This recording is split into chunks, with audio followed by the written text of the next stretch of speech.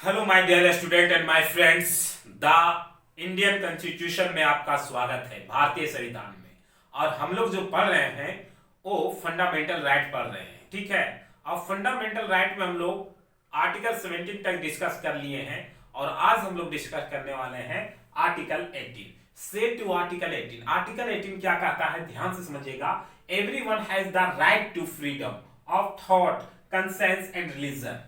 सभी को, एवरीवन यानी सभी को अपने विचार, विवेक और अपने धर्म की आजादी है। यहाँ पे सबका अपना विचार है, अपना धर्म है, सभी चीज के लिए आजादी है। यानी सिंपल सा जो पहले चलता था ना, आप मतलब इसको समझ सकते हैं। टाइटल, टाइटल, उपाधि, सरनेम, ये सारा यूज नहीं करना है। सिंपल भाषा में यही कहता है कि सबका अपना थॉट का अधिकार है। जैसे कि पहले चलता था महाराजा, ठीक है, महाराजा, सुल्तान, ठीक है, नवाब, ये सारा उपाधि अपने नाम के, कौन है, हम महाराजा हैं, ठीक है, तो हम सुल्तान हैं। ये सारे उपाधि किसी भी स्टेट में जो सरकार है वो अपने नाम के आगे नहीं लगा सकते।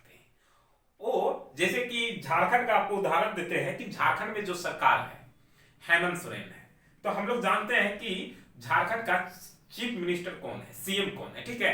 तो झारखंड का सीएम जो है वो मिस्टर हेमंत सोरेन है। मिस्टर हेमंत सोरेन, मिस्टर लग रहा है, ठीक है, ये मिस्टर, ये नहीं कह सकते हैं कि महाराजा हेमंत सोरेन है या सुल्तान हेमंत सोरेन है, नहीं। अगर ये इस टाइप का टाइटल का यूज करते हैं तो उनके ऊपर कानूनी रूप से केस हो जाएगा, कार्रवाई हो जाएगा, क्योंकि ये जो है फंडामेंटल राइट को खत्म करता है। यानी कि ये दिखला रहा है कि मान लीजिए कभी हेमंत सोरेन बन जाएंगे, तो कभी कोई मुस्लिम रिलीजन से बन जाएगा तो सुल्तान लगाएगा। तो इस चीज को दिखा रहा है कि यहाँ पे इक्वालिटी नहीं है, समानता नहीं है। यहाँ तो मेरा है, सुल्तान है, ठीक है, यहाँ पे नवाब है, महाराजा है, नहीं। ये सारे उपाधि एकदम टाइटल जो है सिंपल सा आपको हटा देना है, नहीं लगा सकते हैं। या कोई विदेशी जो विदेश से भी आपको उपाधि मिला है, समझ रहे हैं ना। जैसे विदेश से आपको किसी चीज के लिए एक उपाधि मिला है, मान लीजिए कि आप विदेश में गए हैं और बहुत बहादुर थे, तो आपको बहादुर अनवर के नाम से जाना जाने लगा। तो वो उपाधि आप अपने यहाँ के इंडिया में और उस नाम को आप रखेगा बहादुर अनवर, बहादुर अनवर नहीं, आपका जो नाम है अनवर खान वही रहेगा, अनवर ही खान रहेगा। आप ये कह सकते हैं कि बहादुर के लिए हमको अवार्ड मिला है, तो हम बहादुर के तौर पे दिया गया है अवार्ड, बट हम बहादुर अनवर खान हैं। लेकिन टाइटल ये नहीं रख सकते कि बहादुर अनवर खान, ये टाइटल हो गया कि अब मेरा ये नाम हमेशा सब जगह, नहीं, ये टाइटल आप नहीं रख सकते सिंपल भाषा में। लेकिन इसी में एक चीज और है, क्या, नेशन अवार्ड। नेशन अवार्ड यानी नेशनल अवार्ड में आपको अगर मिलता है तो आप रख सकते हैं। लेकिन नेशनल अवार्ड में आपको मिलता है तो आप ये नहीं, आपको जैसे नेशनल अवार्ड, बहुत सारे अवार्ड आपको मिलेंगे, तो अवार्ड मिलने के बाद ये थोड़ी होगा कि पद्मश्री अवार्ड मिल चुका है तो अपने नाम के सामने लगा दीजिएगा कि मान लीजिए कि किसी को पद्मश्री अवार्ड मिल गया, ठीक है, तो पद्मश्री अवार्ड के साथ उसका नाम को आप नहीं जोड़ सकते, समझ रहे हैं ना। किसी भी अवार्ड के सामने भारत रत्न मिल गया तो भारत रत्न मिला है, तो आप ये नहीं कह सकते हैं कि भारत रत्न, ये बोल सकते हैं जैसे कि इनको भारत रत्न की उपाधि मिला है, मतलब कि अवार्ड से नवाजा गया है, उसको सम्मानित किया गया है। बल्कि ये नहीं हो सकता है कि उसके अवार्ड में जो है नाम में वो हमेशा के लिए रह जाए, समझ रहे हैं ना। और एक चीज और ध्यान देने योग्य बात है, एजुकेशन बेस्ड। एजुकेशन बेस्ड पे आप अपने नाम के आगे टाइटल लगा सकते हैं। फॉर एग्जाम्पल डॉक्टर, ठीक है, इंजीनियर, इंजीनियर के तो लगता नहीं है, बट डॉक्टर, इंजीनियर, ठीक है, या दरोगा, ठीक है, मजिस्ट्रेट, कर्नल, मेजर, एक्स्ट्रा, मतलब कि आप एजुकेशन रिलेटेड प्रोफेसर, ठीक है, ये सारे चीज के पीछे आगे आप टाइटल लगा सकते हैं, यहाँ पे कोई दिक्कत नहीं है। मतलब सिंपल सा बात आपको यही समझा रहा था कि वैसा आप टाइटल यूज नहीं कर सकते हैं जो किसी के समानता को, इक्वालिटी को खत्म कर दे। तो अभी तक हम लोग आर्टिकल 18 यही करता है। आर्टिकल 18 आपको समझ में भी आ गया है, ठीक है। अब थोड़ा सा हम लोग डिस्कस कर लेते हैं आर्टिकल 14 to 18, ठीक है, जो केवल एक ही चीज का बात करता है, इक्वालिटी का। इक्वालिटी यानी समानता का ही बात करता है।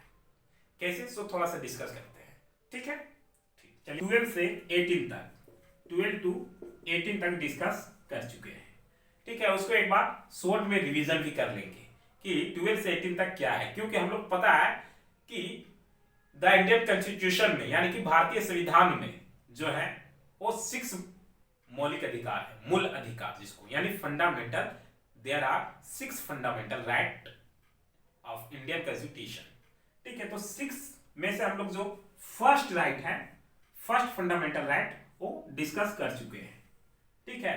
फर्स्ट मूल अधिकार जो है, फर्स्ट है, वो सारे हम लोग डिस्कस कर चुके हैं। तो एक बार शॉर्ट में हम लोग रिवीजन कर लेते हैं। आर्टिकल 12 क्या कहता है, डिफिनेशन देता है, फंडामेंटल राइट का डिफिनेशन बताता है, जो कि हम लोग फर्स्ट वीडियो में पढ़े थे। फंडामेंटल राइट का टोटल डिफिनेशन पढ़े थे कि फंडामेंटल का जन्म कहाँ हुआ, ये सबसे पहले किसने इसको अपनाया, सारा कुछ हम लोग डिफिनेशन में पढ़े थे।